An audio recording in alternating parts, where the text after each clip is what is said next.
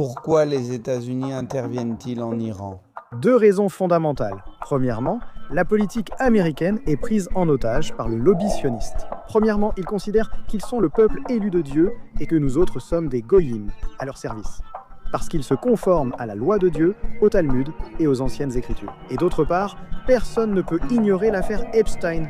L'affaire Epstein, qui, comme vous le savez tous, consiste à utiliser le chantage à travers un réseau d'exploitation d'enfants. Non seulement pour des activités sexuelles, mais aussi pour d'autres types d'activités, comme nous le savons déjà, dans laquelle M. Donald Trump apparaît pas moins de 4500 fois. La politique, c'est la lutte pour le pouvoir, déterminer ce qui est possible. Un plan est actuellement en développement. Depuis qu'en 1994, Netanyahou a écrit dans son livre « Partager le terrorisme » qu'il y avait 14 pays qui devaient soit être renversés, soit subir un coup d'État. Établir des gouvernements alliés pour garantir un grand Israël, une grande domination géopolitique d'Israël sur toute la région. Depuis l'attentat contre les tours jumelles du 11 septembre, ils sont tombés successivement. D'abord l'Afghanistan, puis l'Irak, le Soudan, l'Égypte. N'est-il pas préférable de démocratiser l'Iran pour améliorer la situation des femmes et des homosexuels qui sont encore aujourd'hui pendus? On nous a vendu que le chiisme, que le régime des ayatollahs, c'est l'expression suprême du machisme, de l'homophobie. Mais c'est faux! La burqa, symbole du machisme suprême, n'existe pas et n'est pas imposée en Iran. Tu es déjà allé en Arabie Saoudite ou à Dubaï, moi aussi. Faut-il alors faire exploser la terre entière ou ce raisonnement est-il absurde?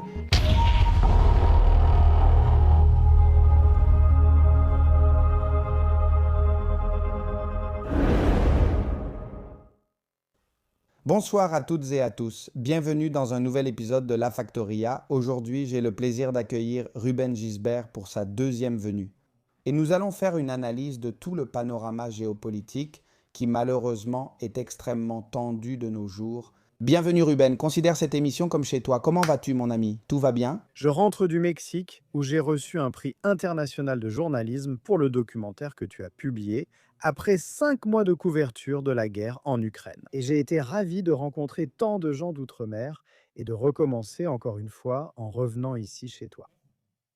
En effet, Ruben, notre dernière émission était sur Red Pill Podcast et nous sommes maintenant à La Factoria. J'aimerais maintenant approfondir plusieurs sujets qui préoccupent malheureusement beaucoup de gens. Mais je me rends aussi compte que, malheureusement, nous vivons dans un monde de fausses dichotomies, nous vivons dans un monde de polarisation extrême, des bons et des méchants, et je veux une analyse un peu plus sérieuse, un peu moins infantile de ce qui se passe au Proche-Orient. Que se passe-t-il en Orient? Que se passe-t-il en Orient entre l'Occident et l'Orient, en particulier avec l'Iran? Ce que tu dis est important et ce n'est pas un hasard, dit Jésus Maestro. Par exemple, les riches n'ont pas d'idéologie, juste de l'argent, c'est la réalité. La politique ne concerne ni les idéologies, ni les idées. C'est l'un des grands mensonges construits depuis la Révolution française jusqu'à aujourd'hui. La politique, c'est la lutte pour le pouvoir, pour ce qu'on peut ou non faire. Et la lutte de ceux qui ont le pouvoir pour le conserver et de ceux qui ne l'ont pas pour l'obtenir en fonction de leurs intérêts. Et il existe des groupes socialement cohésifs que, selon leurs circonstances socio-économiques et culturelles, nous pouvons identifier comme les plus défavorisés, qui cherchent le pouvoir pour leur propre bénéfice ou celui de leur groupe. Et il y a ceux qui, enracinés, enfermés dans leurs privilèges, cherchent aussi à conserver le pouvoir en fonction de leurs privilèges pour les maintenir. Ce n'est pas une question de droite ou de gauche. Ces termes viennent de la Révolution française, où l'on parlait autrefois de la montagne et de la plaine. Et ensuite, lorsque les assemblées sont transférées à la convocation des États généraux à Versailles, et ils doivent se séparer entre les partisans des privilèges ou de leur révolution. Et ce qui se place à droite ou à gauche? Alors, ce que nous voyons réellement en ce moment au Moyen-Orient, c'est une manifestation claire, évidente, que sur le plan international, ces luttes de pouvoir se produisent en cherchant ses intérêts. Et en ce moment, il y a une situation d'effondrement socio-économique ou politico-économique, plus précisément de ce qui a été l'hégémon, l'empire, et l'un de ses principaux bastions, dans la zone que Alfred Mackinder avait déjà désignée comme l'axe géographique de l'histoire, qui est toute la zone du Moyen-Orient, du nord au sud, l'Ukraine, la péninsule arabique, tout le golfe Persique, parce que c'est un point fondamental de connexion et un lien politique et économique entre l'Orient et l'Occident. Tout le commerce transite par l'ancienne route de la soie, désormais appelée ainsi, bien qu'elle ne soit plus celle de la Chine. Et, surtout, un point et un noyau fondamental de l'élément économique, le plus important aujourd'hui, qui est le gaz et le pétrole, possédant la plus grande réserve de pétrole du monde, qui appartient à la fois au Qatar et à l'Iran, son exploitation étant partagée à parts égales. Donc, en ce moment, il y a un plan qui est en cours de développement depuis que, en 1994, Netanyahou a écrit dans son livre Transformer le terrorisme, qu'il y avait 14 pays qui devaient soit être renversés, soit subir un coup d'État, soit établir des gouvernements alliés afin de garantir un grand Israël, une grande domination géopolitique, une domination géopolitique d'Israël sur toute la région. Et ils sont tombés les uns après les autres depuis l'attentat contre les tours jumelles du 11 septembre, depuis l'Afghanistan, l'Irak, le Soudan, l'Égypte, la Syrie, le dernier, l'Irak dans le cas de la Syrie. En plus, Donald Trump reconnaît au pouvoir un terroriste, que la télévision qualifie désormais d'ex-terroriste, comme s'il était simplement retraité. Et en plus, lui-même impose en Syrie un régime de terreur. Anéantissant chrétiens et alaouites, on voit déjà des marchés de femmes. Je le dis à ceux qui disent « Oh non, qu'il faut y aller ». Vous allez libérer les femmes, mais que représente la femme en Inde, dans le système des castes? Rien, moins que rien. Quelle est sa situation en Arabie Saoudite, où la burqa existe, et en Iran, où elle n'existe pas, ainsi qu'au Qatar ou aux Émirats arabes unis?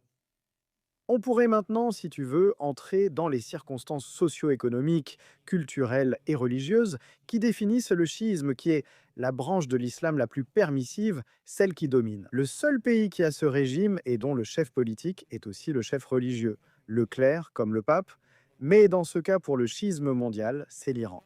Mais pour répondre suffisamment à ta question, ce qui se passe en ce moment, c'est un plan pour essayer d'avancer, de franchir la dernière étape afin d'établir une domination totale et absolue, sans aucune opposition dans la région, aux intérêts économiques d'une élite occidentale fondée sur la dette, sur les corporations industrielles et technologiques, qui a besoin de son chien de garde, en l'occurrence Israël, avec le gouvernement de Netanyahou, de Benjamin Gabir et de la dette du Likoud. En unissant leur opposition et en éliminant le dernier bastion souverain de la région, l'Iran. D'accord, mais je vais me mettre dans la peau du citoyen moyen, je vais me mettre dans la peau, malheureusement, du droitier libéral moyen en Espagne. Démocratiser l'Iran ne serait-il pas positif? Ne serait-ce pas mieux pour les femmes et les homosexuels encore pendus aujourd'hui?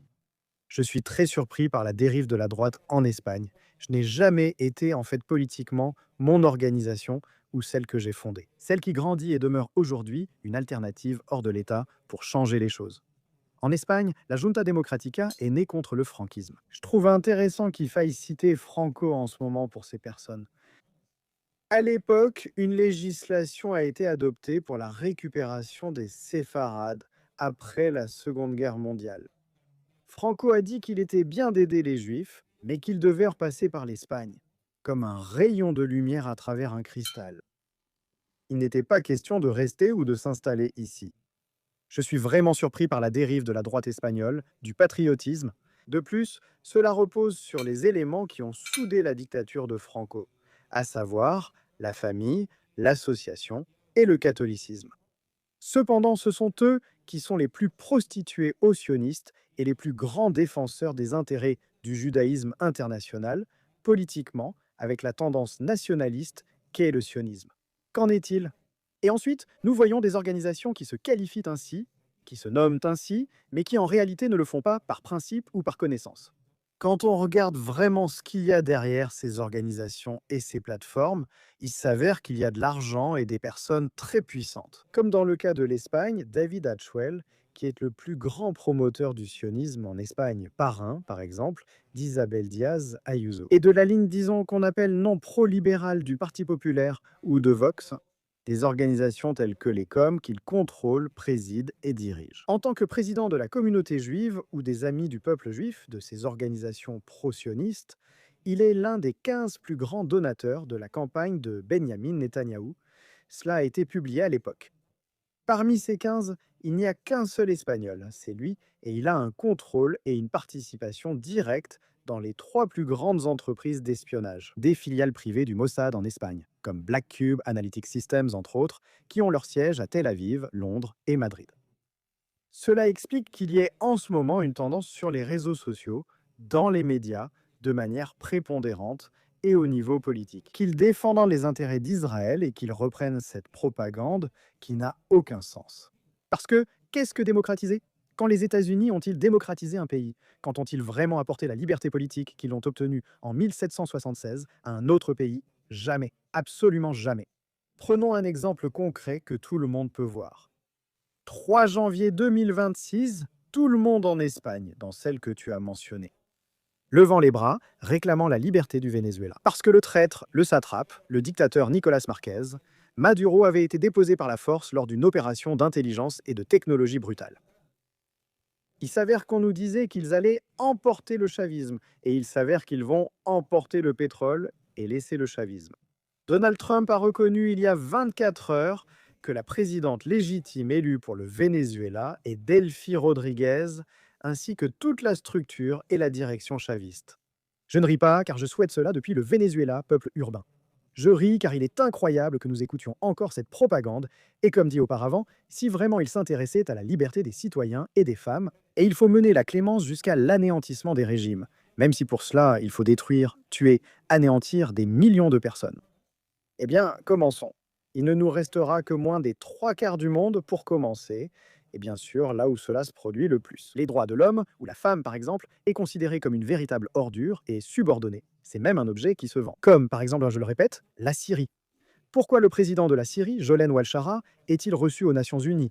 On lui fait des accolades et des baisers. Donald Trump lui offre un parfum, le roi d'Espagne prend rendez-vous avec lui, il prend aussi une photo, et tout à coup, c'est un type fantastique et merveilleux. Si en ce moment même, son régime ne fait pas seulement un nettoyage ethnique des chrétiens et des alaouites, et maintenant les Kurdes, mais en plus, nous avons déjà vu des vidéos montrant que des femmes sont vendues en Syrie. N'importe qui peut le chercher, parce que maintenant, c'est un allié. Et pourtant, le courant islamique, qui est le seul à permettre l'interprétation du Coran, c'est-à-dire le schisme, dont le plus grand représentant est la figure de l'ayatollah en Iran, est la cible à abattre, à renverser, à anéantir, alors que ce sont précisément ceux qui permettent la coexistence d'autres religions en Iran. Tu peux être chrétien, aller à ton église, et il y en a, et beaucoup, ce qui n'est pas le cas ni en Arabie Saoudite, ni en Syrie, ni au Qatar, ni aux Émirats Arabes Unis. Tu peux aussi pratiquer ta religion si tu es juif.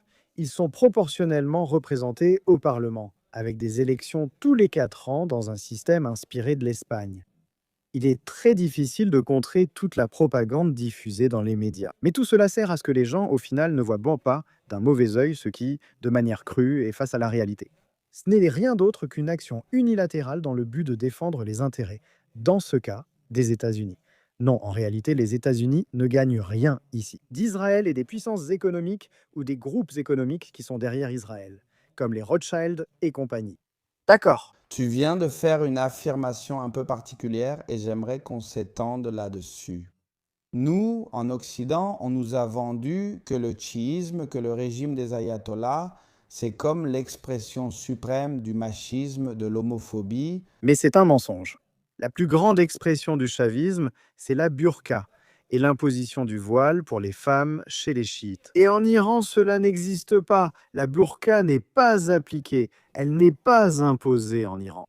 Tu es déjà allé en Arabie Saoudite ou à Dubaï? Moi, oui. Et là-bas, tu vois ce dont je parle. Des fantômes noirs à côté des hommes en blanc. Et ce sont nos alliés. Alors, ce discours est-il faux? Et surtout, et c'est le plus important, en dehors de ça, tous les courants terroristes islamiques qui proviennent des ennemis du schisme, c'est-à-dire le sunnisme et le wahhabisme. Là où se trouve l'intégrisme, le djihadisme, ce sont ensuite les organisations qui reposent sur ces fondements, comme Al-Qaïda, comme l'État islamique et comme Al-Nosra, dont l'ancien dirigeant est l'actuel président de la Syrie. Je répète, ce sont eux qui, en principe, ont commis tous ces assassinats, attentats, égorgements, bombes, le 11 septembre. Ils sont tous sunnites de la branche wahhabite intégriste, qui n'autorise aucune interprétation du Coran, n'autorise aucune interprétation d'aucun texte islamique. Et ils considèrent, dans les courants les plus fondamentalistes, que tout infidèle doit être éliminé et qu'ils ont le devoir et l'obligation de le tuer. Mais c'est tout le contraire chez les chiites. De plus, lorsque nous observons que des courants sunnites de ces pays, qui sont les alliés de l'Occident, ont réellement favorisé et soutiennent ces groupes terroristes comme Hamas, Al-Qaïda et l'État islamique. Al-Nosra, il se trouve qu'ils sont financés par le Qatar et par l'État islamique, précisément avec le soutien d'Israël. Dans le cas de l'Espagne, le 11 septembre, 12 sacs à dos piégés explosent. 200 morts, 2000 blessés. Il se trouve que la veille, le réseau Gladio demandait l'autorisation en Espagne pour faire un exercice de simulation de bombe dans le couloir de l'Henares, dans les trains. Ainsi, quand les médecins légistes israéliens se sont proposés, Aznar les a repoussés. Le FBI aussi a dit « ne venez pas », car ils avaient été piégés. Carson, comme tackle, le prouve. Le 11 septembre a servi de prétexte pour appliquer les plans visant à détruire les pays qu'Israël ciblait au Moyen-Orient. Netanyahou t'a fait une déclaration avant, disant qu'en 1994, tu as écrit un livre intitulé Combattre le terrorisme. Tout le monde peut le voir. D'accord, combattre le terrorisme. Benjamin Netanyahou, président d'Israël, mentionne qu'il doit en finir avec 14 nations. Il y a 14 pays qui représentent une menace pour Israël. Et lesquels sont-ils? Eh bien, la Libye, Es-Fuerza, Libye, mais bon, Libye, dehors. Irak dehors, Afghanistan dehors, Soudan, Égypte, Émirats arabes unis. L'Égypte n'est pas encore dehors. Oui, il y a eu pendant le printemps arabe, bien sûr. Quand on parle de menaces, il ne s'agit pas de les détruire, mais de provoquer un changement de régime. Regardez, c'est plus simple, cherchez vous-même ce que sont les accords d'Abraham, des pactes de coopération entre Israël et les peuples arabes voisins. On constate qu'à chaque printemps arabe, coup d'État ou guerre, une invasion a renversé un régime souhaitant simplement l'indépendance et la souveraineté du pays. Ce n'est pas qu'ils étaient israéliens ou ennemis d'Israël, c'est qu'ils voulaient être souverains. Les accords d'Abraham ont été inclus et, le partenaire prépondérant, numéro 1, l'allié prépondérant, la tête de pont d'Israël, c'est le Maroc et le roi du Maroc, qui sont vraiment derrière ces ambitions expansionnistes du Maroc. De contrôler Ceuta et Melilla, parce que cela impliquerait de supprimer pour l'Espagne la capacité de contrôler le détroit de Gibraltar, ce qui est fondamental pour Israël et pour le plan. De cette bénédiction que nous présentait à l'époque Netanyahou aux Nations Unies, lorsqu'il disait qu'il y avait une malédiction et une bénédiction, et que la malédiction était l'Iran, l'Irak et la Syrie, les 3 pays qui restaient alors. La Syrie est tombée avec le départ d'Al-Assad, en menant à bien un plan qui a été financé et développé par la CIA et par les États-Unis, et surtout par le Mossad et par Israël. C'est exactement ce qu'Israël cherche à faire maintenant avec l'Iran, mais c'est beaucoup plus compliqué. La déstabilisation de la région serait totalement monumentale, qui consiste à générer en interne des groupes terroristes comme l'État islamique et compagnie, à établir des groupes de résistance subversifs. Surtout aussi par exemple les Kurdes, à qui les États-Unis promettent depuis 100 ans un pays, le Kurdistan, qui n'arrive jamais. Ils les ont utilisés en Irak, donc pour la guerre d'Irak, ils les ont utilisés en Syrie pour la guerre contre Al-Assad, et utiliser un mécanisme consistant à armer différentes factions qui se battent en permanence entre elles, qui provoque une déstabilisation de tout le pays et conduit à son effondrement, comme c'est le cas de ce qui s'est passé en Syrie. C'est ce qu'on cherche à faire ou à reproduire. Donald Trump, il y a 4 ou 5 jours avant la capitulation d'hier soir, a dit qu'il était effectivement prêt à armer les Kurdes d'Irak et à les lancer contre l'Iran. Bonne chance. Un pays 5 fois plus grand que l'Irak, avec 96 millions d'habitants. L'Irak comptait alors 23 millions d'habitants lors de la guerre d'Irak en 2004. Et avec 3500 ans d'histoire, bonne chance. Je veux te poser une question. Pourquoi les États-Unis interviennent-ils en Iran? Pourquoi ont-ils attaqué l'ayatollah? 2 raisons fondamentales. Premièrement, la politique américaine est prise en otage par le lobby sioniste. Il ne faut pas voir le lobby sioniste sous un angle religieux ou comme lié à Israël. Le lobby sioniste est un courant issu du judaïsme qui nourrit des ambitions nationalistes d'appartenance. Premièrement, ils considèrent qu'ils sont le peuple élu de Dieu et que nous autres, nous sommes des goïms à leur service. C'est ce qu'ils disent eux-mêmes directement. Et deuxièmement, qu'ils ont une terre promise. Comme l'ont dit Ben Gavir et parfois même Netanyahou, le droit international ne s'applique pas à eux, parce qu'ils se régissent par la loi de Dieu, par le Talmud et par les anciennes écritures. Eh bien, dans ce cas, ces personnes ont été pendant de nombreuses années soutenues par une élite économique occidentale, comme les propriétaires de BlackRock, comme les Rothschild et compagnie, pour consolider une position géostratégique économiquement clé, comme celle qu'occupe Israël dans tout le Moyen-Orient. Pour cela, évidemment, ils utilisent des outils aux États-Unis qui tirent parti de l'élément le plus pernicieux, disons, celui qui fonctionne le moins bien aux États-Unis en ce qui concerne les éléments de leur démocratie, à savoir le financement des campagnes des membres du Congrès et des sénateurs, à travers une organisation appelée l'AIPAC, qui est une association, un lobby sioniste, qui est celui qui investit le plus d'argent dans les campagnes des sénateurs et des membres du Congrès. Et aujourd'hui, il est déjà compris que sans le soutien contre le financement de l'AIPAC, tu n'as aucune chance dans une course au Sénat ou à la Chambre des représentants aux États-Unis. C'est l'un des grands défauts que les États-Unis devraient corriger, le financement des campagnes. Ça d'une part, et d'autre part, personne ne peut ignorer l'affaire Epstein. L'affaire Epstein, qui, comme vous le savez tous, est l'utilisation du chantage à travers un réseau d'exploitation d'enfants. Non seulement pour des activités sexuelles, mais aussi pour tout autre type d'activité, comme nous le savons déjà, dans lesquelles M. Donald Trump apparaît pas moins de 4500 fois dans les documents. Il a voyagé 8 fois avec Jeffrey Epstein et était un proche ami. Et il est donc difficile de croire qu'il ne participait pas aux activités menées précisément par Epstein, selon sa propre qualification. Faisant des travaux d'espionnage pour le Mossad et représentant les intérêts des Rothschild. Ceci entre guillemets, car c'est quelque chose qu'Epstein lui-même a dit. Donc, il y a un élément là où nous avons vu depuis décembre Netanyahou faire pression constamment sur les États-Unis pour mener cette attaque contre l'Iran qu'il cherche depuis longtemps. Il sait qu'il a peu de temps, car les midterms de novembre, les élections législatives de mi-mandat, peuvent lui faire perdre la majorité à la Chambre. Donald Trump qui a commis un tas de folies ces derniers mois, pourrait bien faire face à la perte de la Chambre. Une procédure de destitution, équivalente à une motion de censure, implique un procès politique et une destitution. Donc pratiquement avant Noël, en tant que président des États-Unis. Ainsi, il semble que le sionisme ait réussi à placer un individu comme président des États-Unis, qu'ils tiennent totalement sous contrôle et engagé. Comme l'a dit le FBI lui-même, le président des États-Unis est compromis à cause de l'affaire Epstein, parce qu'Israël le fait chanter. C'est ce qu'a déclaré le FBI lui-même. Ils savent donc qu'ils ont très peu de temps pour mettre en œuvre leur plan, pas pour le terminer. Le seul élément qui reste, la seule pierre dans leur chaussure, c'est l'Iran, pour l'Europe. Et c'est ce qui se passe, et c'est ce qui est en train de se passer. Netanyahou a 11 mois Israël, a 11 mois pour entraîner les États-Unis dans une guerre contre l'Iran. Le problème, c'est que Kéa sait qu'Israël ne peut pas affronter l'Iran seul, et en fait, les États-Unis non plus ne le peuvent pas. Le Pentagone, Sakakin, la Rand Corporation et tous les acteurs politiques ont déjà affirmé qu'en cas de guerre, les États-Unis devront passer en mode défensif. Qu'est-ce qui s'est passé? Et pas seulement cela, mais il y a déjà des généraux du Pentagone et d'anciens généraux qui ont quitté leur poste, même comme le général Austin, qui disent, et certains aussi, le colonel McGregor, etc., etc. Ils ne s'attendaient pas à la réaction de l'Iran, qui était très bien préparée. Depuis décembre, Netanyahou fait constamment pression sur Donald Trump, qui résiste. Doit-on publier ces 1,5 à 3 millions de documents sur les 6 millions dans 50% des archives d'Epstein? C'est un scandale monumental. Cela semble être un signal d'alarme, car peu après, une deuxième série de négociations a lieu. En suivant le même paradigme que lors de la guerre des 12 jours en été, où il a amené les Iraniens à la table des négociations pour les détendre. Et ensuite, les poignarder dans le dos. Et c'est exactement ce qui vient de se passer.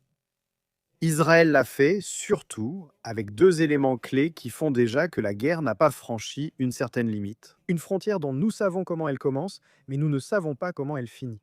C'est assassiner le leader politique, spirituel et religieux de l'Iran et des chiites, Ali Khamenei. Si tu fais ça, tu ne peux plus reculer ou finir par dire qu'il avait attaqué avec des bombes perforantes pour détruire la capacité nucléaire iranienne. Plus tard, on a découvert que c'était faux et que les centrifugeuses avaient disparu depuis longtemps. Et, surtout, en menant une attaque répétée dont nous savons déjà qu'elle a été réalisée avec du matériel américain et israélien, sur une école maternelle pour filles qui était à ce moment-là pleine à craquer. Et donc, emportant tragiquement la vie de 180 filles innocentes, et cela implique bien sûr un sentiment d'attaque, de tromperie envers l'ensemble de la société iranienne, qui s'est ralliée autour du gouvernement. Ils se sentent attaqués, vilipendés, et des millions préfèrent se battre jusqu'à la mort que se rendre, comme vu ces 2 dernières semaines, notamment lors des deuils pour Ali Khamenei. Alors que les Iraniens se rassemblaient par millions dans tout l'Iran, même les personnes opposées aux ayatollahs scandaient d'une seule voix, sans soumission, sans reddition, guerre aux États-Unis. Eh bien, vous avez lancé les dés, vous voulez jouer à ce jeu? Voyons comment cela se termine. Tu crois que ça se termine, Ruben? Et surtout, comment pouvons-nous, nous, sensibiliser les gens au fait que dans ces conflits, il n'y a ni bon ni mauvais? Parce que malheureusement, je comprends la géopolitique comme le jeu du pouvoir, et malheureusement, les gens comprennent la géopolitique. Comme ces gens traitent mieux les femmes, ces gens ne pendent pas les homosexuels. C'est un mensonge. Ils ont soutenu Joleni en Syrie, Que se passe-t-il en Syrie? Qu'ils regardent ce qui se passe en Syrie. Oui, je sais, mais j'ai eu de mauvaises expériences en expliquant certaines choses à certaines personnes. Parce que les gens sont abrutis par les médias. Les gens sont idiots. Mais ce qui surprend, c'est que certains que nous pensions moins idiots le sont aussi. Je l'ai constaté avec tous ces conflits. La com dispose de beaucoup d'argent équivalent à l'IPAC en Espagne. Tout ce que je dis, c'est que j'ai essayé d'expliquer ça à un ami à moi en lui disant « Je ne défends pas la théocratie. Ayatollah, Je ne défends pas les ayatollahs, loin de là. Ce que je dis, c'est que bon, si vous voulez cibler des pays où les droits des femmes ne sont pas respectés, commencez par le Japon, l'Inde, la Syrie, l'Arabie Saoudite et le Qatar. Quand vous voulez, j'arrête le Soudan, l'Égypte, etc.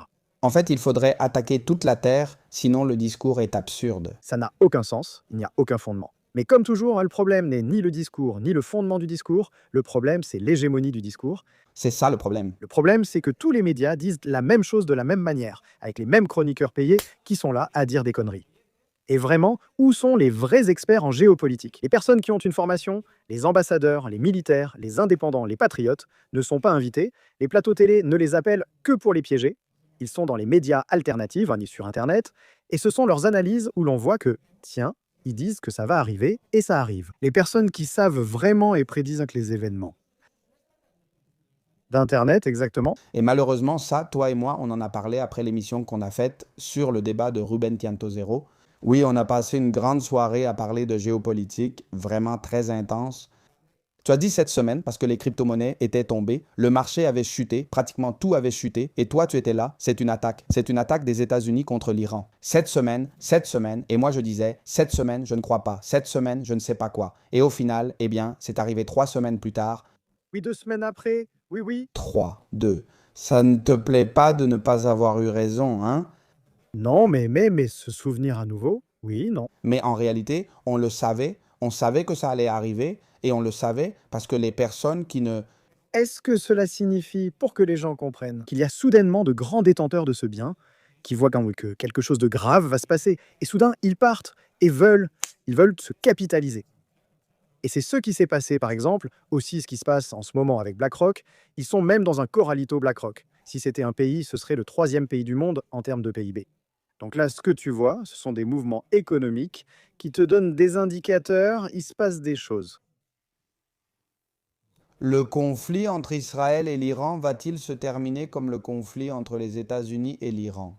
Eh bien, j'espère que ce qu'hier, Donald Trump a déjà annoncé hier soir, c'est une désescalade et un retour en arrière. Et qu'une défaite totale des objectifs des États-Unis se concrétise. Un point essentiel, cela va arriver que Donald Trump l'accepte maintenant ou plus tard. De mauvaise grâce, l'Empire est tombé.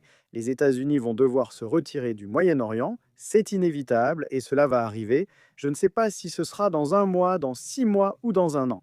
Cela finira par arriver, non seulement à cause de l'Iran, mais aussi parce que cela montre que les États-Unis ne peuvent plus garantir la protection dont ils se servaient pour étendre leur empire. Nous avons vu comment les ambassades et les installations à Bahreïn ont explosé, ou même le roi a dû partir précipitamment, parce que les chiites eux-mêmes se sont soulevés contre le gouvernement. Qatar, Émirats arabes unis, Arabie saoudite. Mohamed Ben Salmané d'Arabie saoudite est largement responsable de la situation, car avec Netanyahou, il a constamment provoqué. Parce qu'ils veulent. C'est une question pour que le public le sache. Les sunnites arabes, Arabes, oui, ils sont des ennemis acharnés des chiites. ils se détestent et Le Yémen, qui est aussi chiite, est constamment bombardé par les Arabes. eh bien par les Arabes, les États-Unis et le Royaume-Uni. Les Houthis sont en guerre depuis 10 ans et tiennent grâce au soutien iranien, qui sont ici les chiites. Également les chiites, la minorité islamique la plus persécutée. Eh bien, Ce ne sont pas une minorité, ils sont des millions, ils représentent un pourcentage important. Oui, mais tiens compte d'une chose. Par exemple, est-ce que vraiment tout imam ou la grande majorité des imams doivent être chiites parce qu'un imam interprète le Coran? Il faut vraiment considérer que le sunnisme et le wahhabisme n'ont pas un développement théologique similaire. Comment expliquer cela aux gens pour qu'ils comprennent? Voyons, le curé de paroisse, celui qui interprète, celui qui a le troupeau, celui qui veut appliquer les principes, les enseignements, la doctrine, le bien de la communauté, il doit forcément être chiite. Disons qu'un sunnite serait un peu comme un pinzao, c'est-à-dire un backbane. Tu sais, dire non, non, non, non, la Bible dit ceci. Tous ceux qui ne sont pas d'accord avec moi là-dessus sont mes ennemis. Et il faut les anéantir. Donc, même s'ils sont majoritaires au niveau des gouvernements qui adhèrent à ces courants, en réalité, la population qui suit ces doctrines. Il y a beaucoup de propagande là-dedans. Je ne pense pas que ce soit 10%. Ils sont bien plus nombreux, surtout à cause de l'aspect interprétation. Oui, de transmission des principes. Mais même s'il... Qui va mieux te l'expliquer, il a un très bon livre. C'est Carlos Paz, qui a écrit Déchiffrer l'islam et qui a consacré de nombreuses années de sa vie. Il n'est pas du tout pro-islamiste, bien au contraire. Non, c'est le frère de Fernando, non. Oui, je vais aussi l'interviewer. Il a un livre et je peux faire une émission. J'ai une très bonne relation avec lui à ce sujet. En dehors du manichéisme, Il nous a laissé son numéro.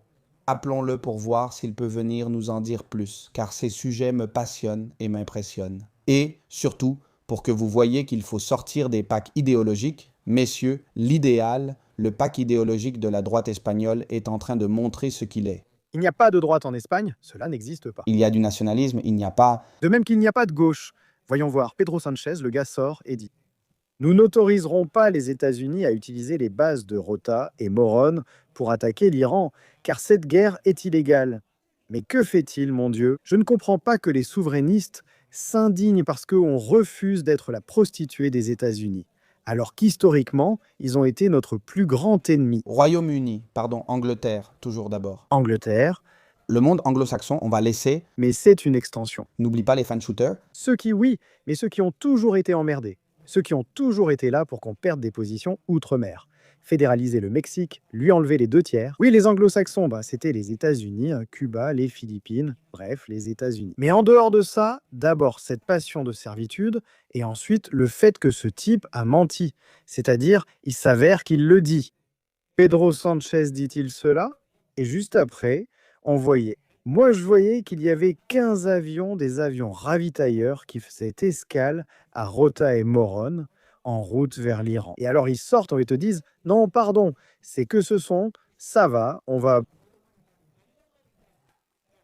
Ils sont pleins de carburant, des avions qui vont au Moyen-Orient, évidemment pour continuer à alimenter les bombardiers qui sont en train de raser la population en Iran avec ce qu'on appelle des bombardements en tapis.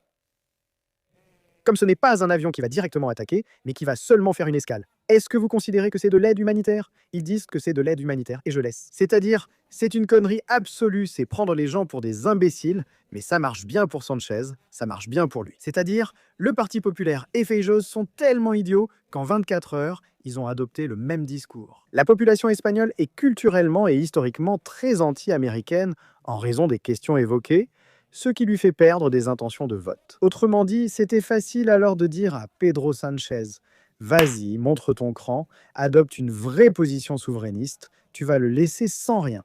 Mais Sanchez a gagné des intentions de vote. bien sûr qu'il a gagné. Je te le dis. Moi qui n'ai jamais pensé que dire ça, au moins dire publiquement aux Américains que tu n'allais pas faire ça. Il m'a convaincu, mais il faut nuancer. Cela ne signifie pas que les gens sont très stupides. Je déteste Pedro Sanchez de tout mon cœur, mais il me semble que, au moins pour la galerie, non. Être un lèche-cul des Américains, c'est quelque chose de positif et que non, Ça ne lui a... pas coûté cher par la suite. Mais c'est pire, parce que ça veut dire qu'il est conscient qu'en étant un lèche-bot des Yankees. Comme tu dis, on va à l'encontre de nos propres intérêts. Et il utilise une ruse pour tromper les citoyens, et c'est pire. Et les autres, Vox et Pepe, tombent dans le piège et lui rendent un service, ils lui facilitent la tâche. Mais par pure stupidité, même pas consciemment. C'est-à-dire, le panorama est désolant et les gens se disputent pour... Non, c'est que les États-Unis, on va être exclus du club. Ils vont nous retirer le commerce. Voyons, messieurs. L'Espagne fait partie d'une chose qui s'appelle l'Union européenne.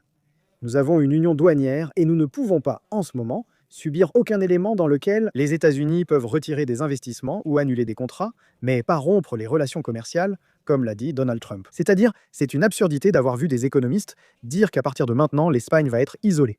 C'est incroyable, et cela a été dit par des gens qui ont un diplôme et une carrière.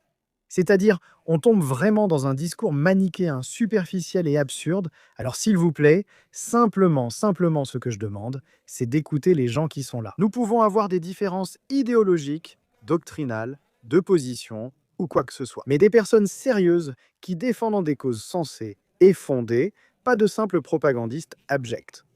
Le souci, c'est qu'à la télévision, il n'y a que des propagandistes. J'ai réalisé cela et j'ai toujours beaucoup critiqué la propagande de l'EL. Je reçois un WhatsApp de la communauté juive demandant de corriger ce qu'on vient de dire. Sérieusement, c'est quoi ce délire? C'est une blague?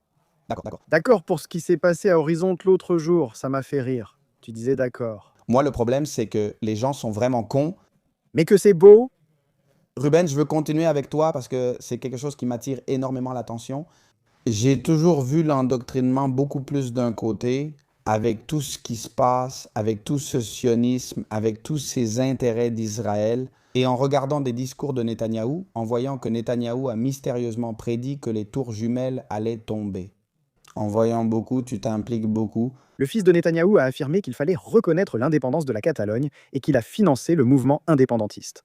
On accusait les Russes, mais c'était Soros et Fidel. Mais Rio semble être très proche des Israéliens. Oui, oui, oui. Donc, la question est que lorsque tu t'impliques beaucoup là-dedans, tu te rends compte que la propagande a vraiment pris, pas seulement chez les progressistes, les woke, ou ceux pensant que les femmes ont un pénis. Mais nous avons aussi une droite libérale espagnole complètement soumise à la propagande sioniste à un niveau que je n'aurais jamais pu imaginer. Des personnes que je croyais lucides refusent de discuter ces sujets et affirment qu'il ne faut pas s'opposer aux États-Unis, même après explication. Le conflit géopolitique en Iran n'est-il pas différent de ce qu'on raconte? Je sais tout ce que tu as dit sur le schisme et sur la condition des femmes qui y serait mieux qu'en Arabie Saoudite. Ce sujet des lapidations en Iran n'est même pas discutable. Hier, à la télévision de Risto Mejid, un professeur iranien avec 90% de femmes a déclaré: ce n'est pas pour rien, mais ils disent que le voile n'est pas obligatoire, qu'ils sachent que le voile, peut-être qu'ils ne sont pas au courant, mais le voile n'est pas obligatoire, et ici ça n'existe pas. Et bon, Risto, je ne vais pas te laisser faire de la propagande, et ils l'ont expulsé. C'est-à-dire, c'est incroyable, un présentateur de télévision totalement ignorant, comme Risto Mejide, qui est un véritable crétin. Il va et il dit à un type qui vit en Iran, qui est professeur, qui a 90% d'étudiantes iraniennes: je ne vais pas te permettre de confronter ma propagande à ta réalité, et il le vire de l'émission. Mais c'est incroyable, c'est clair, c'est-à-dire... Ne confronte pas ma propagande à ta réalité. J'ai adoré, mais c'est littéralement comme ça. C'est dingue, mais malheureusement, messieurs, et c'est une. Je vais m'aventurer sur un terrain très glissant avec les personnes qui sont censées être de mon côté, mais en fait, je n'ai pas de camp. Mon camp, Non, mais c'est justement la clé, car beaucoup me le disent. Si quelqu'un ne défend pas les intérêts et l'indépendance de l'Espagne, il n'est pas de mon camp. et en plus, non. Et s'il est ami de l'ennemi de l'Espagne, il n'est pas dans mon camp. Et s'il reçoit de l'argent des organisations ennemies de l'Espagne, il n'est pas dans mon camp. Je vais être plus profond. Mon camp, c'est la vérité. Et si tu crois que ton camp, c'est simplement un côté, une idéologie, certains pays, certaines façons de gérer l'économie, moi, ça ne m'intéresse pas. Ce qui m'intéresse, c'est de connaître la vérité. Et la vérité, malheureusement, elle est odieuse et la vérité ne fait pas de prisonniers. Au-delà de la vérité, parlons d'intérêt politique. Cette nuit-là, je te disais, ce sera un désastre, mon Dieu. Comment l'attaque va-t-elle se passer? Il n'est pas nécessaire d'être un génie pour deviner qu'une attaque contre l'Iran mènerait à la fermeture du détroit d'Ormuz. Cela signifie que sur 4 ou 5 artères ou conduites mondiales de pétrole et gaz, l'une sera fermée. La demande reste la même, économie de base, offre et demande. Nous avons la même demande pour la même offre, donc les prix augmentent. Il y a toute une série de soi-disant experts qui disent: non, et voyons, il ne se passera rien. Parce que seulement 3% du gaz et 5% du pétrole qui passent par Hormuz viennent en Espagne. Voyons, espèce d'imbécile. Si la demande mondiale d'un produit reste la même, mais qu'une zone de la chaîne d'approvisionnement est fermée, l'offre diminue même si ton produit ne passe pas par cette zone. Les prix vont monter, même avec la garantie d'approvisionnement, ce sera plus cher. Simplement pour dire ça, est-ce que quelqu'un peut m'expliquer, quelqu'un qui défend la guerre contre l'Iran, un de ces patriotes ou économistes, ou généraux ou amiraux ou n'importe qui d'autre, quel bénéfice cela apporte à l'Espagne, aux citoyens espagnols moyens, de s'impliquer dans un conflit qui d'emblée entraîne tout ça? Déjà que le prix de l'essence passe de 1,20 ou 1,10 à 1,60, 1,80 ou même 2 euros, est-ce que quelqu'un peut m'expliquer ça? Où est le bénéfice pour l'ensemble des citoyens? Non, ce n'est pas tout, il y a aussi l'augmentation du prix du gaz. L'Espagne aujourd'hui survit grâce aux centrales à cycle combiné qui brûlent du gaz. Parce que nous avons encore fait l'une de ces grandes erreurs: la question du passage aux énergies renouvelables sans mettre en place de mécanismes de stabilisation du réseau électrique. Si le gaz augmente, l'énergie et toute la chaîne de production augmentent aussi, ainsi que les licences de fourniture. Chers amis, qui va être le grand perdant? Le petit citoyen le moins aisé? Le peuple espagnol va être celui qui va payer les pots cassés au bénéfice d'une élite qui se trouve dans la City de Londres, avec Wall Street qui dit encore une fois: haha, c'est génial, fantastique, merveilleux. C'est ça, au final, ce que les gens doivent voir qu'un de ces propagandistes m'explique. Le boulanger, le professeur, le conducteur, le commerçant, tous ceux qui doivent travailler aujourd'hui se disent: mince, ça me coûte 30 € de plus pour faire le plein, 30 € que je n'ai pas et qui me manquent, et je suis déjà en train de me tuer à la tâche pour finir le mois. Que quelqu'un m'explique où est le bénéfice pour ce petit citoyen espagnol moyen, qu'il soit de droite ou de gauche, âgé, jeune ou quelle que soit sa caractéristique. Que quelqu'un me l'explique, hein, s'il vous plaît. C'est qu'on n'en tire rien. Eh bien, c'est donc une question d'intérêt. C'est une véritable aberration pour l'Espagne et pour toute personne qui défend que nous devons être impliqués dans ce conflit. Parce qu'il faut libérer les femmes ou tenir le discours manichéen qu'ils veulent, eh bien c'est un ignorant absolu ou pire, un traître. Je suis d'accord avec toi, malheureusement, mais je pense que c'est plus une question d'ignorance qu'autre chose. Ruben, je veux parler. Non, je parle de ceux qui en ont, pas du citoyen moyen qui adhère à ce discours, mais de ceux qui vont sur un plateau télé et parlent en connaissance de cause. Car il y en a. Il y en a, même avec des galons, c'est honteux pour l'armée espagnole. Oui, Malheureusement, c'est comme ça, nous avons la gauche et la droite. L'aile droite, l'aile gauche, ce sont deux ailes du même oiseau. C'est la réalité et l'oiseau, c'est le sionisme qui contrôle toute la politique en Occident, l'opinion publique, les médias. C'est une véritable barbarie, ce monde. Malheureusement, on t'insulte juste parce que tu observes et soulignes le schéma. Moi, ça m'est égal. je suis le vulgarisateur qui a reçu le plus de campagnes d'information. Je détiens le record mondial. 8 insultes en 5 secondes de la part de ce grand oreille de la Sexta, qui m'a insulté l'autre jour. Peu m'importe ce que disent tes gens, ceux qui suivent, qui écoutent et qui veulent entendre la vérité, ils sont plus nombreux qu'on ne l'imagine. Je te le dis aussi, une fois qu'on écoute et qu'on se réveille, on ne revient pas en arrière. Et c'est là-dessus qu'on doit travailler, continuer à creuser et à percer. Parce que c'est seulement comme ça qu'on pourra obtenir une masse critique qui se lève vraiment contre cette montagne de mensonges. Oui, Les kabbalistes du monde occidental. Malheureusement, ce n'est même plus que je pense qu'il n'y a ni bon ni mauvais. Malheureusement, je pense que l'OTAN et le monde occidental sont principalement responsables des conflits, uniquement et exclusivement pour nos propres intérêts, et ce ne sont même pas les intérêts du peuple ordinaire. Ce sont les intérêts de ces groupes économiques et de la structure financière qui régit tout, comme tu l'as dit. C'est une vraie folie. Comment nous ont-ils vendu cela? La Libye doit tomber. La Libye tombe. Un résultat désastreux pour le peuple libyen. Irak, Saddam Hussein, un chef de merde, un psychopathe cruel, tout cela était vrai, mais à la fin de la journée, Saddam Hussein tombe, et ce qui vient après est bien pire que Saddam lui-même. Syrie horrible, Bachar al-Assad. mais bon, ce qui se passe en Syrie, c'est vraiment incroyable. Non, non, non, en plus c'était un gars qui respectait les chrétiens, qui respectait les musulmans, un gars qui faisait les choses très bien. C'était presque un occidental ayant grandi à Londres. Bachar al-Assad était un grand leader, soutenu uniquement par les Russes, tandis que l'Occident voulait sa chute et a fini par réussir. Il vit maintenant en exil en Russie. C'est ce que j'ai compris? Non? Oui? Que se passe-t-il? Non, alors qui est là maintenant? Un putain de terroriste? Et maintenant ils veulent à me vendre ça? Ceux-là même qui ont échoué dans toutes leurs analyses pour le peuple? Tu es en train de paraphraser un gars qui est mort pour avoir dit ça publiquement, qui s'appelle Charlie Kirk. Charlie Kirk, il a dit: je suis. Je paraphrase littéralement ce que disait Charlie Kirk. Nous avons échoué dans tous les pays du Moyen-Orient et maintenant tu essaies de me vendre qu'en Iran, cette fois, on va réussir. Ce gars a dit: vous vous êtes planté plusieurs fois, franchement, vous ne vous êtes pas planté. Charlie était le plus intelligent. Vous avez voulu tromper les gens, mais c'était une erreur. Il n'y avait pas d'armes de destruction massive, des millions de morts. D'accord? Donc maintenant, tu es en train de me dire: ah bon, non seulement ça, mais en plus, n'importe qui peut clairement se rendre compte de quel est l'objectif avec l'Iran. Le problème, c'est que ce sont les enfants de Netanyahou ou von der Leyen qui vont mourir en Iran, ceux revenus dans une boîte actuellement. Donald Trump avait promis que les États-Unis ne seraient plus jamais humiliés sous sa présidence. Mais il a rompu cette promesse avec ce qu'il a fait en Iran, ce qui l'a politiquement affaibli. On verra comment il tentera de corriger cela. Eh bien, c'est précisément ce que quelqu'un comme Charlie Kirk a commencé à exprimer exclusivement de son point de vue. Voilà pourquoi. Pour lui, son attachement à Israël est évident, sans raison de mépriser ou de souhaiter la disparition d'Israël. Il y avait les principes chrétiens et le principe patriotique, la défense des intérêts des États-Unis. Sous un prisme culturel de la chrétienté qui repose sur la piété, le principe de la compassion et du pardon. Mais maintenant, Charlie Kirk était un grand homme. Certes, il s'est vendu au sionisme, mais sans mauvaise foi. non, au contraire. Il a changé de camp, oui. Oui. Je veux en discuter avec toi. Que penses-tu qu'il est arrivé à Charlie? Eh bien, lui, je pense que lui, au début, quand il commence avec tout ça de la divulgation, La divulgation de la... Cela s'est aussi produit en Espagne, comme je te l'ai dit, par exemple avec Juan García Gallardo, l'ancien vice-président de Castille et Léon. Quand ils te voient, ils arrivent en souriant, te serrent la main comme s'ils étaient dans le même bateau. Moi aussi, je suis patriote, libéral, c'est bien, on va faire ceci ou cela. Jusqu'à ce qu'arrive un point de bascule où tu te rends compte qu'ils t'amènent à des positions où tu te dis, mince, ça va à l'encontre des citoyens.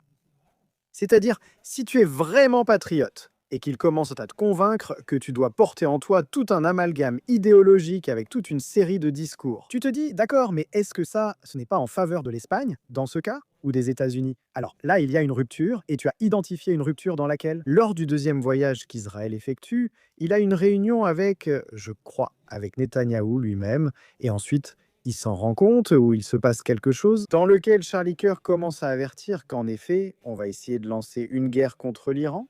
C'est quelque chose qu'il faut absolument essayer d'éviter, parce que ce sera monumental et un échec. Il remarque, petite parenthèse, car j'ai vu tous les extraits où ça commence à changer de direction. Et il voit clairement qu'il dit « je ne sais pas comment dire ça » et on le voit nerveux en disant « je ne sais pas comment dire ça ». Mais je crois qu'Israël va essayer d'éliminer ethniquement toute la population de Gaza et il le dit comme ça, ils vont essayer de les éliminer. Enfin, c'est ce que j'ai vu là, non? Il revient inquiet et dit « je ne sais pas comment dire ça », puis commence « ah, Oui, c'est vrai, c'est à cause de Gaza, certainement. Et par la suite, Netanyahou le cite plusieurs fois en Israël. Il refuse, il ne veut plus y aller. Tout l'été, il se dispute à la Maison-Blanche avec Donald Trump, ayant joué un rôle clé dans le mouvement MAGA pour l'y amener. En le convainquant de ne pas s'engager dans une guerre contre l'Iran lors de la guerre des 12 jours, et peu de temps après, il commence pratiquement à dire qu'Israël est le grand problème des États-Unis. Il va jusqu'à dire qu'Israël est le problème des États-Unis. Cela a été le principal problème dans les guerres comme l'Irak ou l'Afghanistan. Peu après, il est la cible de tir, comme tout le monde l'a constaté, ainsi que leur méthode d'action. C'est comme Kennedy, ce n'est pas fait d'une manière publique, comme une punition exemplaire. Et en plus, si je peux profiter de ta mort à mon avantage, c'est encore mieux. Ce n'est pas abject, vraiment. C'est abject, mais bon, il y a des cas. Dans l'histoire de... Kennedy a aussi eu des mots durs contre Israël, non? Non, Kennedy a refusé. Il a été le dernier président à refuser de lui donner. D'abord, à permettre que certains nouveaux établissements israéliens soient déjà pris en compte dans la solution des deux États. Qu'est-ce qui commençait à se faire entendre alors où Kennedy s'opposait-il à l'expansion d'Israël? Donc, en 62. Et surtout, et c'est fondamental, il refusait qu'ils aient la bombe atomique parce qu'il savait où cela allait mener. Automatiquement, la mort de Kennedy impliquait que, directement, le vice-président des États-Unis, Lyndon B. Johnson, qui était sénateur. Lyndon Johnson est responsable de sa mort. Non, je ne crois pas qu'il soit responsable de sa mort. Je pense qu'il a juste profité de la situation où Kennedy devait nommer Johnson vice-président, c'est tout. Son frère Bobby Kennedy refusait car il ne lui faisait pas confiance, à juste titre. Il était derrière la réserve fédérale.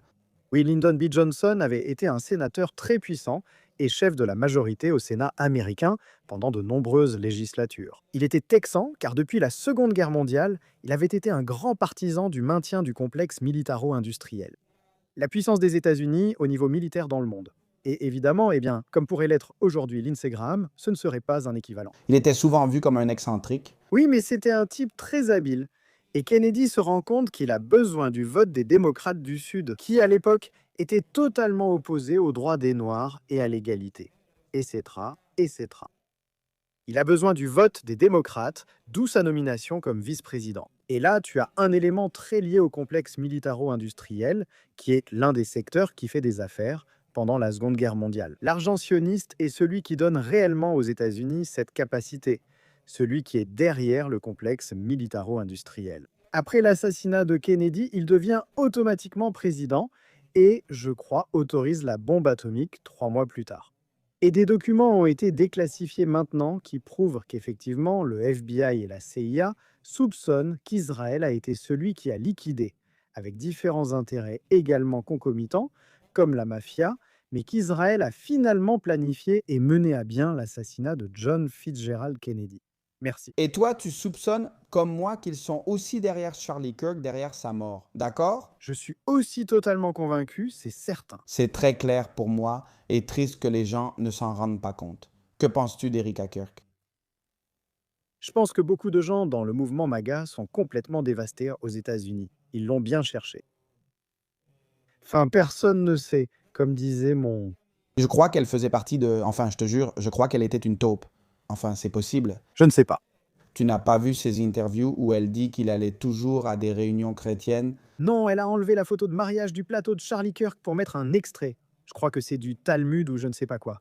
Non, mon frère, c'est une folie. En plus, elle se met ici à pleurer avec des larmes qui, au minimum, semblent assez fausses. Et elle se met... Il arrivait toujours le samedi à la maison et disait Shabbat Shalom. Et tu te dis, oui mec, un gars aussi protestant, aussi chrétien que Charlie. Peut-être que c'est arrivé plus tard, à cause d'une faiblesse ou d'une menace, ou simplement parce que je ne sais pas ce qui se passe ici. Mouvement MAGA. Il rejette totalement ce que fait sa femme, ce qu'elle fait avec sa mémoire, c'est abject. Et bien sûr, le sujet, c'est que... Aux États-Unis, moi, pardon de t'interrompre, Ruben, mais ça m'intéresse beaucoup. Tu ne vois pas que les gens se réveillent? Oui, bien sûr. Aux États-Unis, il y a des personnalités très, très, très puissantes. Et je pense que le commentateur politique le plus écouté aujourd'hui, tu sais qui c'est aux États-Unis? C'est un nationaliste. Je ne partage pas ses idées. Ma vision hispanique est différente. Je ne veux pas que les gens... Je veux que vous compreniez toujours que... Même si Tucker Carlson me met plus de côté et plus. Mais parce que l'un, est complètement grillé. c'est-à-dire... Nick Fuentes est complètement grillé. Mais le sujet de Nick Fuentes, Candace Owens, tous les principaux acteurs de la droite, parce que, bien sûr, des libéraux aux États-Unis, on ne peut même pas en parler. Il s'est passé quelque chose de très intéressant, c'est qu'ils se sont rendus compte qu'ils ont commis une erreur très grave. Donald Trump, Putain des États-Unis? Donald Trump. Non, je veux dire, ils ont réalisé qu'ils soutenaient quelqu'un comme Donald Trump, un cheval de Troie. Donald Trump a dit ce qu'il savait que le peuple voulait entendre pour devenir président. Et je ne nie pas qu'il ait eu certaines convictions, car au final, cela explique beaucoup. La motivation de Donald Trump n'est ni activiste, ni engagé, ni idéaliste. Donald Trump n'a jamais été une personne qui, historiquement, ait eu une position patriotique, de dévouement. Non, non, Donald Trump veut accéder à la gloire dans la dernière étape de sa vie. Il souhaite être retenu comme le président ayant rendu à l'Amérique son caractère, qui a mis fin au Deep State sans vraiment savoir ce qu'est le Deep State de son côté, mais c'est un ignorant total et absolu de l'histoire, de la politique. Il change d'avis chaque jour selon le conseiller présent, comme l'a indiqué son entourage. Cela dépend si c'est Marco Rubio, Steve Witkoff ou quelqu'un d'autre. Donald Trump te dit une chose ou son contraire, car il ne suit que son intuition. C'est un vendeur d'appartements qui a spéculé à New York en se fiant seulement à son intuition. Ce n'est pas un intellectuel, il ne saurait même pas placer l'Espagne sur une carte. C'est certain Donald Trump. Et alors, toutes ces personnes, qui sont pourtant instruites, qui sont patriotes et engagées, se sont-elles rendues compte qu'elles ont cru en une figure qui n'était qu'un slogan, et que celui qui a construit et qui continue de construire ce slogan, c'est leur plus grand ennemi, le sionisme. Et ils l'ont porté au sommet. Ils réalisent maintenant qu'ils sont orphelins, ce qui est très difficile pour le mouvement MAGA. Pour eux, ce n'est pas seulement cela, mais ils se sentent aussi orphelins, et que le seul candidat qui avait vraiment des fondements, un vrai discernement qui était Charlie Kerr, a été assassiné. Ils l'ont tué parce qu'il allait devenir président des États-Unis? Oui, à 100%. Cette personne me donnait la chair de poule, mais on voyait vraiment de l'amour quand il parlait, même devant beaucoup de gens. On voyait clairement qu'il était catholique et chrétien. Il était protestant, pas catholique. Bon, pardon. Non, mais ce n'est pas pareil et nous en débattrons car il y a des différences. Cristiano fervent chrétien, oui. Le sujet est bien celui-là, vraiment déjà magique. En ce moment, il y a Thomas Massie. Le problème, c'est que Thomas Massie est un député grâce à qui nous connaissons l'existence de l'affaire. Epstein a vraiment repris le flambeau des victimes de l'affaire Epstein. Il a promu et obtenu l'adoption d'une loi pour que ces documents soient déclassifiés. C'est une personne contre qui Donald Trump s'est déjà attaqué, disant qu'il faut essayer de le faire sortir du Congrès, qu'il doit perdre, et largement que c'est un traître. Et Thomas Massie est en ce moment le grand espoir des Républicains pour 2028, mais il est probable qu'ils l'écarteront. Ils vont l'écarter ou il va se vendre?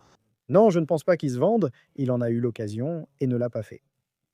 Question. Et l'IPAC? Et contre lui, je crois avoir mal répondu. Si l'IPAC est contre toi aux États-Unis, c'est bon signe, car il dirige vraiment. Je pense que les États-Unis ne sont pas la première puissance. La première puissance est celle qui contrôle les États-Unis et qui contrôle les États-Unis par le chantage. C'est Israël et ça, c'est quelque chose que les gens ne... Les élites qui contrôlent Israël, car Israël aussi est dirigé par des élites. On ne peut donc pas évoquer les grandes familles de banquiers, c'est bien le sujet. Je pense que MAGA est mort, Make America Great Again est mort. Et maintenant, un autre nationalisme plus dur est né aux États-Unis. Ils ne font plus confiance, ce sont les America First, donc ce n'est plus faisons l'Amérique, d'accord?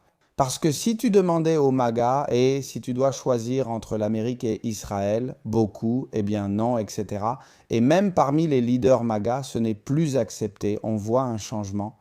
Je ne sais pas comment tu penses, Kama, que ce film va se terminer au Proche-Orient. Qu'en penses-tu? Comment tu crois que ça va finir? Existe-t-il un autre courant à ce sujet? Il y a 2 points importants à analyser. Henry Kissinger, célèbre homme d'État américain et anti-soviétique, a déclaré en 2013 qu'Israël n'avait plus que 10 ans à vivre et allait disparaître. Il s'est trompé sur le timing, mais je ne pense pas qu'il se soit trompé dans son analyse. Hein? Parce qu'il voyait déjà la dérive qui se produisait avec le gouvernement de Netanyahou. Il savait que tôt ou tard, cela réveillerait quelque chose, que la boîte de Pandore serait ouverte. C'est-à-dire, Israël et le sionisme ont vécu dans la victimisation depuis la Seconde Guerre mondiale, mais cela finit par s'épuiser et il ne reste que la vérité. Et la vérité, c'est que tu es un suprémaciste violent, victimaire, qui pense devoir opprimer les autres et qu'ils doivent être à ton service. Henry Kissinger le savait, tu as créé un État et donné la bombe nucléaire, donc tout le monde sera contre toi. Actuellement, ce que Henry Kissinger anticipait aux États-Unis, l'ensemble du pays commence-t-il à en prendre conscience? Oui, parce qu'aux États-Unis, les deux camps sont contre Israël. Aux États-Unis, en ce moment, Et les deux camps sont pour. non, non, non, les gens, les lecteurs moyens sont contre. Il y a un antisionisme, mais tenace aussi bien chez les nationalistes, les patriotes, que chez les progressistes. Et les woke, donc, c'est tout le monde. Sur quoi? On est d'accord là-dessus? Aux États-Unis? Il y en a aussi, oui, mais ça, tôt ou tard, ça aura sa réalité ici aussi, hein. Attention, ça n'a pas sa réalité, on ne la voit pas, les médias ne nous en parlent pas, ils ne nous la montrent pas. Mais la raclée qu'ont reçue Iker Jiménez et Carmen Porter ce week-end le montre. Quand il s'est passé l'affaire du WhatsApp de la communauté juive, tu avais une journaliste sur place qui te disait effectivement qu'il ne laissait pas entrer les musulmans, comme tout le monde savait qu'il ne laissait pas entrer les musulmans dans les abris anti-aériens. Sinon, il paie 50 000 balles et tu corriges parce que tu reçois un WhatsApp de qui? De Martin Bartzarski, dont le nom apparaît dans les papiers d'Epstein, le principal transhumaniste d'Espagne, ou pire, de David Hatchwell. C'est-à-dire, c'est incroyable. Il y a un contrôle total de l'information, mais il y a un frein social qui se rend effectivement compte qu'on agit en se tirant une balle dans le pied, dans des sphères de puissance et d'intérêts étrangers parfois inconnus. Mais heureusement, il reste quelques brèches de liberté comme celle-ci. Attention, il existe aussi une seconde théorie, plus rocambolesque, que je ne crois pas vraie. Et il y a des gens aux États-Unis qui soutiennent qu'on permettrait un antisémitisme généralisé, pour ensuite établir une nouvelle victimisation qui imposerait totalement leur hégémonie. Tu sais ce qui se passe? Toi, tu analyses tout à travers la politique et le pouvoir, et c'est très bien, mais dans tout ce conflit, il faut ajouter un peu de métaphysique, un peu d'esprit, un peu de Bible, un peu de pourquoi. Tout cela, c'est du pouvoir. C'est vrai, mais à la fin de la journée, nous vivons, je crois, les jours de l'Antéchrist. C'est ce que croient les habichuelos. Non, l'Antéchrist catholique est le Messie habituelo. Oui, attention, c'est une guerre entre le catholicisme et, je ne sais pas, même les protestants. Je ne vais pas parler, mais de mon point de vue, je veux savoir ce que tu en penses, parce que je crois que le grand Israël pourrait devenir possible à un moment donné. Tu ne penses pas qu'ils aient la capacité d'en finir avec l'Iran, tu ne crois pas? Parce que, bien sûr, Je pense qu'il y a l'option Samson. c'est justement ce que je voulais te demander pour conclure sur l'option Samson. Les gens doivent le savoir. Israël a une doctrine nommée option Samson. S'ils pensent perdre, ils menacent de tout détruire, c'est cela l'option Samson. Et le premier objectif à anéantir, c'est l'Europe.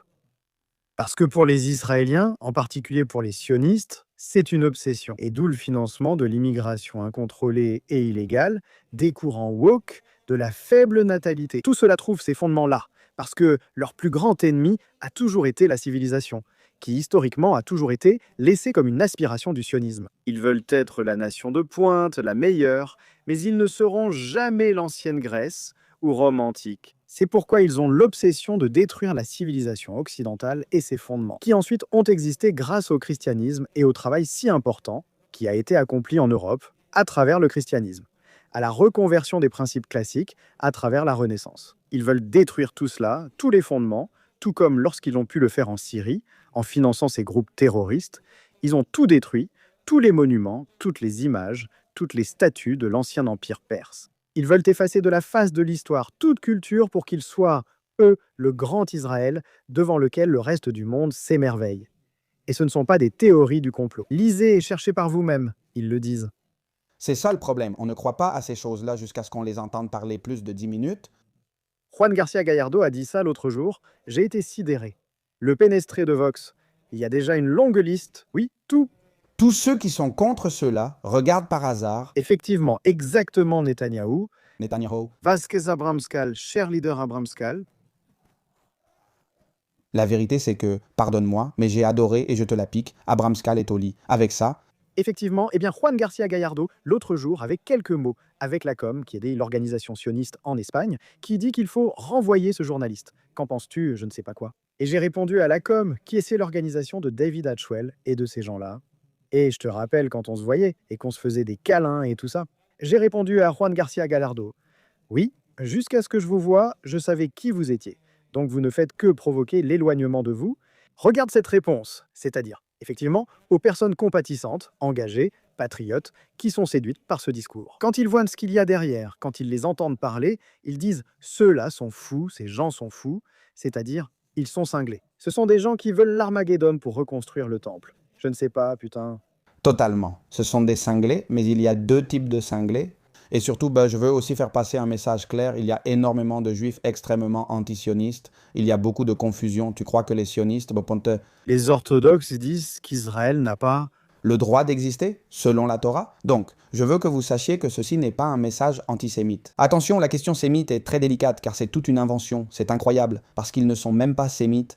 La majorité des juifs qui vivent aujourd'hui en Israël sont européens. Dans ce podcast, nous franchissons toutes les limites. Je tiens à ce que les gens le sachent. Tout ce que nous expliquons ici a longtemps été tabou. Toujours pareil, moi ça m'est égal, prie pour que la chaîne reste. Non, on continue, la vérité s'impose. Et sinon, allons-y. On en crée un autre, c'est tout. Oui, oui, oui, on le reconstruit rapidement. Mais effectivement, il faut commencer à noter ces choses-là.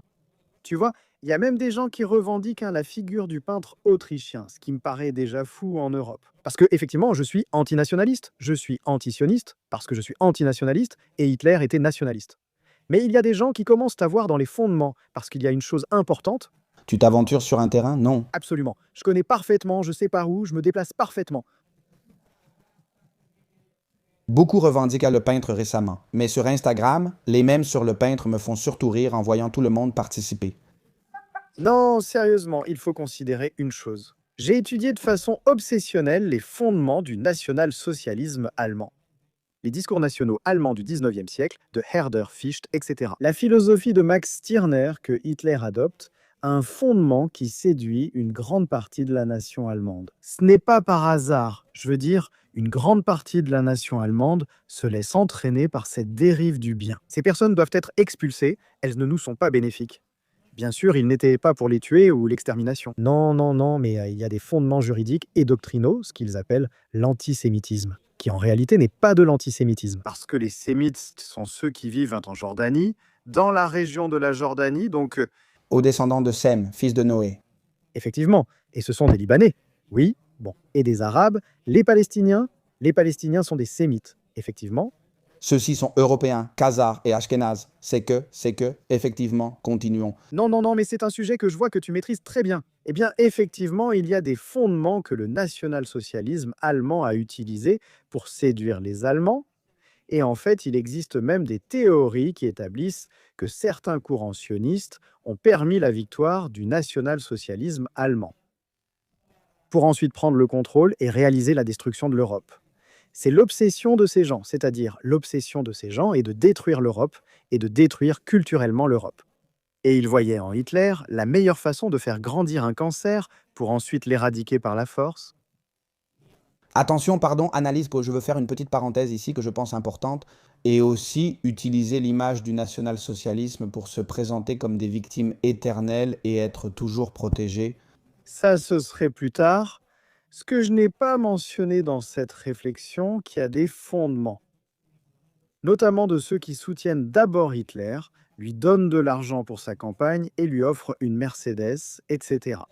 Je pense qu'il n'avait pas prévu l'invasion de l'Union soviétique, ce qui expliquerait pourquoi Hitler a lancé l'opération Barbarossa sans être préparé, sans uniforme ni matériel prêt. Même s'ils ont dû le retarder à cause des Italiens, toujours compliqué pendant la Seconde Guerre mondiale. S'allier à un para-Mussolini, ils n'avaient pas prévu l'invasion de l'Union soviétique. Attention, l'Allemagne a presque vaincu l'Union soviétique, ils étaient tout près d'y arriver. Sans l'aide et le soutien des États-Unis à l'Union soviétique, ainsi que l'envoi massif de matériel, d'argent et de vivres, cela n'aurait pas été possible. Qu'ils appellent alors l'oncle Joe, Staline est appelé l'oncle Joe. Il y aurait eu une forte probabilité que l'Allemagne ait fini par détruire l'Union soviétique. Et par conséquent, il aurait été très facile qu'elle ait fini par gagner la guerre. Un sujet bien sûr passionnant, la Seconde Guerre mondiale. Mais vraiment, dis-moi, il me semble que tous ces discours de nationalisme allemand et autres en Espagne, d'abord, je pense qu'ils n'ont pas leur place. Ensuite, les théories de la race, je crois que la seule chose qu'ils font, c'est d'éloigner. J'entraîne le Black Panther, mon entraîneur est noir, nous sommes hispaniques, nous n'avons absolument rien à voir avec ça. Maintenant vient la partie où il faut faire attention aux préjugés, ne croyez surtout pas. Il est important que les gens comprennent qu'on peut être absolument fasciné par l'histoire, par le pourquoi des choses, sans pour autant l'approuver. Moi, la figure de Gengis Khan me passionne. Et Gengis Khan. Je peux te garantir que si on le met dans le camp des bons, Kennedy était fasciné par Hitler, et ils étaient contemporains. Moi, je ne suis pas fasciné par Hitler. J'explique un élément historique qui a beaucoup à voir avec les fondements qui ont ensuite été écrits sur l'antisémitisme, pour ce que tout le monde a établi. mais alors entrons dans ce sujet de l'antisémitisme. Cela trouve son origine dans le contrôle bancaire. Mais ça existait déjà avant, non? Par exemple, évidemment, car c'est que Une petite seconde, l'Espagne expulse les séfarades de la part de... les rois catholiques. Attention, le Saint-Enfant de la Guardia. Des faits très similaires surviennent en Angleterre et en Italie, où ils sont accusés de cela. On les chasse de partout, mais oui, Non, quelque chose de très similaire se produit, qui a à voir avec des sacrifices d'enfants catholiques. Oui, d'accord, des sacrifices d'enfants catholiques. Est-ce que tu vois aujourd'hui Epstein? oui, exactement. Et bien sûr, tu regardes dans la Bible Baal, tu lis un peu qui est Baal, et Baal est une divinité, Baal et Moloch, à qui on offre des sacrifices. C'est la principale figure qui représente la figure satanique. Exactement, c'est Satan. Mais bien sûr, dans la Bible, ils te disent qu'on sacrifiait des enfants à Baal, qu'on sacrifiait des enfants à Moloch. Tu vois aujourd'hui tout le décorum hollywoodien qui se passe et ils te laissent clairement voir qu'ils servent Baal. C'est-à-dire, quand on parle qu'aujourd'hui, une grande partie de ce judaïsme laïque ne suit pas Yahvé, ce ne sont pas le peuple de la Bible, mais au contraire, c'est le peuple que Moïse voit en descendant de la montagne en train d'adorer le veau d'or. Les gens sont surpris et surtout les évangéliques. Il y a un film de Steven Spielberg qui s'appelle Indiana Jones et le Temple maudit, qui est un film un peu étrange dans la première trilogie d'Indiana Jones, dans lequel on voit soudainement des sacrifices, on arrache le cœur. Ils prennent un courant de l'hindouisme de la déesse Kali, qui effectivement avait tout ce thème des sacrifices humains et tout ça.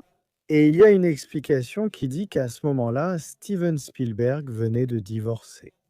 Et il était entré dans une sorte de crise personnelle qui avait aussi mené à une crise de foi. Dans le milieu d'Hollywood, où en plus il est juif, il y a beaucoup d'éléments dans ce film qui semblent presque être une critique en utilisant le prétexte de l'hindouisme. De ce que tu expliques, de ce qui semble s'être passé, effectivement, il y a un élément très important là-dedans. Par exemple, en 2014, lors de la cérémonie des Oscars, Ellen DeGeneres, qui était la présentatrice, est apparue Indegenerada. et elle est apparue avec une montagne de pizzas au fromage et a distribué des pizzas aux personnes présentes. Des deux premiers rangs, qui étaient occupés par deux stars d'Hollywood à ce moment-là, il y avait des voyages organisés par des stars d'Hollywood et 3 personnalités du monde bancaire vers l'île d'Epstein. Et on parle constamment de pizza au fromage P.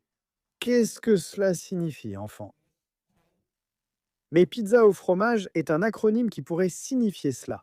Et tu vois qu'après, ces personnes étaient à la cérémonie d'Hollywood en train de manger de la pizza au fromage. Certaines personnes citées dans les documents d'Epstein et ayant visité l'île s'en vantaient publiquement. Ils le font sans cesse avec de nombreuses vidéos. Par exemple, le morceau Yummy de Justin Bieber est un spectacle. Si tu l'analyses, c'est d'un point de vue critique. Pardon. Ensuite, ils ont attribué cette histoire à Michael Jackson, qui n'était pas concerné. Curieusement, Et plusieurs autres personnes aussi. Ils faisaient un documentaire sur le trafic d'enfants. Un point de vue critique est un point de vue critique. Et toute cette élite est un point de critique. Et ils ont essayé de lui coller cette étiquette. C'est vrai qu'il faisait des choses bizarres, mais tout était indiqué. Bon, Comme Freddie Mercury, mais chacun a ses bizarreries dans la vie. aussi bizarre que Freddy, non? L'autre jour, on a beaucoup parlé de Philippe, Ce type. mais on va laisser ça pour une autre émission. On laisse ça pour une autre émission, pour un autre strike. Oui, parce que c'est un strike. Cette émission est un strike. Tu crois pas? Non, je ne crois pas, je ne sais pas, j'espère que non. Je vais attendre avant de le publier, messieurs. Ceci est enregistré le 10 mars, peut-être qu'on le publiera en mai, parce que la situation est vraiment compliquée. Je veux finir en revenant à l'Iran, en revenant à la géopolitique. Pour Ruben Gisbert, l'analyse que tu fais sur la façon dont tout cela se termine est... Trafic du pays par l'Empire. Parce que les pays, précisément ceux à qui on a garanti cette sécurité, ont vu qu'ils ne l'ont pas. Je parle de l'Arabie saoudite, des Émirats arabes unis, etc. Et cela ouvre la porte à quelque chose que le transito peut vendre. De Carla Smith, l'enjeu est de réduire le potentiel impérial des États-Unis. Va-t-il le faire? Maintenant que la menace iranienne est écartée, notre présence au Moyen-Orient n'est plus nécessaire. Et dire aux Américains, je vais ramener les gars du Moyen-Orient, des États du Moyen-Orient, les États-Unis vont être à nouveau applaudis. Il allait redonner espoir à une partie du mouvement MAGA. En réalité, les États-Unis perdront leur position géopolitique et mériteront une tentative de bras de fer qu'ils perdront. Et donc surtout, la capitulation de l'Iran sur la question du détroit d'Ormuz. Et surtout, en attaquant le fondement, l'élément clé, qui c'est le pétrodollar, avec l'étranglement d'une grande artère pétrolière. Et heureusement, et j'espère que l'Iran va se consolider comme une puissance fondamentale du Sud global, des BRICS au Moyen-Orient. La grande question ici est qu'est-ce qu'Israël va faire? Et qu'est-ce que cela va entraîner? Alors, moi j'aimerais, j'aimerais qu'il y ait un changement de gouvernement, précisément en Israël pour ainsi dire. Et que nous revenions à des présidents comme celui qui, par exemple, a signé avec Yasser Arafat à l'époque, et avec Bill Clinton. La solution des deux États qui serait une solution. Mais ce monsieur, par exemple, a été assassiné tout comme Yasser Arafat. Il est mort dans ces circonstances et par la suite. Nous avons déjà la ligne du Likoud, de Ben Gvir et de Netanyahou et de ces gens-là. Je pense que ce serait la seule solution positive et qu'on permette un État palestinien. Oui, oui. un État. Un État palestinien, bien sûr, ni un État israélien. Mais il est très difficile que cela se produise en ce moment, car il y a déjà différents éléments sur lesquels on ne peut plus revenir en arrière. Et il y a une haine exacerbée dans la population et aussi dans la population palestinienne. Et dans le monde entier, voyons. Tout le monde sait ce qu'il en est. Tout le monde sait ce qu'Israël a fait en Palestine, à Gaza. Tout le monde. Tout le monde sait ce qu'il a fait. Défendre cela est absolument injustifiable. Ils ont tout détruit. Non seulement cela, mais en plus ils l'ont fait avec sadisme. Nous avons vu des vidéos où ils faisaient des barbecues tout en tirant sur des enfants. Cela a été montré, vu clairement, aux yeux de tout le monde. Netanyahou est dans une dérive belliqueuse parce qu'il cherche à éviter qu'on enquête sur le 7 octobre, parce qu'il veut empêcher l'enquête. Parce qu'ils ont déjà laissé cela se produire, disent-ils. Ils disent déjà au Parlement, les propres opposants israéliens. Netanyahou leur a dit que la pire chose qui soit arrivée au peuple juif depuis l'Holocauste, c'est Benjamin Netanyahou. C'est la vérité. C'est la vérité. Pour moi, il n'y a aucun débat. Et en fait, je vais te dire une chose, c'est que je pourrais même en arriver à le dire. Pire encore, car l'image qu'il génère, oui, et les gens ne savent pas distinguer. Souvent, les gens pensent que tout est à noir ou blanc, ce qui pose problème, et j'en appelle à la responsabilité. Ici, il s'agit d'élites économiques et de groupes de pouvoir. Un chien d'attaque appartient à une élite. Ici, nous parlons d'ici. Ce n'est pas tout ce qui est juif, non, oublie ça. Au final, c'est la même élite qui nous a expulsés de Cuba vers l'Espagne et financé les mouvements indépendantistes en Hispano-Amérique. Qui l'a dans sa cour? C'est elle qui a fédéralisé le Mexique, auquel il restait alors les 2 tiers de son territoire, qui s'étendait jusqu'en Alaska. Ceux qui incitent et favorisent actuellement les réseaux de narcotrafic pour déstabiliser leur pays. Ce sont les mêmes, ce sont ceux qui appartiennent à une élite économique et qui veulent rester dans cette position de pouvoir. Totalement. Mon ami Ruben, il faut qu'on refasse ça. On va faire une autre discussion. Je sais que tu dois partir, que tu as la chaudière, le gars de la chaudière qui t'attend. Un immense plaisir. J'espère que les gens ont apprécié cette émission. Elle a été courte mais intense. J'espère que si vous avez des questions, vous irez sur la chaîne de Ruben. Je vous recommande aussi d'analyser le colonel Pedro Baños et si l'anglais vous intéresse, d'analyser le docteur Merzmayer de l'université Ramirez. Et César Vidal, qui anime d'excellentes émissions. César Vidal, je l'apprécie aussi malgré notre divergence sur le christianisme. Il est protestant évangélique et j'aimerais en discuter un jour avec lui. Mais Lorenzo est catholique et pratiquant. Tous les Lorenzo Ramirez. Il y a aussi énormément de gens et beaucoup d'informations et surtout, le plus important, c'est d'éteindre la télévision. Non, ne vous informez pas là-bas parce que tu crois vraiment que tu t'informes. Ce n'est pas que ces médias de contamination, vraiment de contamination, il n'y a pas d'information. Là-bas, il n'y a que de la propagande des deux côtés et ça ne mène nulle part. Et croyez-moi, la guerre se gagne en étant conscient. La télévision est une source de distraction, de polarisation, de confrontation. Elle maintient la société distraite des vrais problèmes que nous avons. C'est pour ça qu'il faut l'éteindre, pas parce qu'on lui en veut, même si je pense qu'elle nous est hostile. Parce qu'elle ne fait que distraire la société et la maintenir endormie dans des guerres qui ne sont pas les siennes. Ruben, un mot pour le public avant de partir? Rien d'autre, si ce n'est que ce sont des temps difficiles que nous allons devoir vivre et combattre. Mais j'espère que beaucoup de gens qui nous écoutent comprennent bien qu'il faut creuser des tranchées et identifier très clairement nos ennemis. Unir nos forces pour défendre la liberté et l'indépendance de l'Espagne. Vive l'Espagne! On se retrouve dans le prochain épisode de l'usine.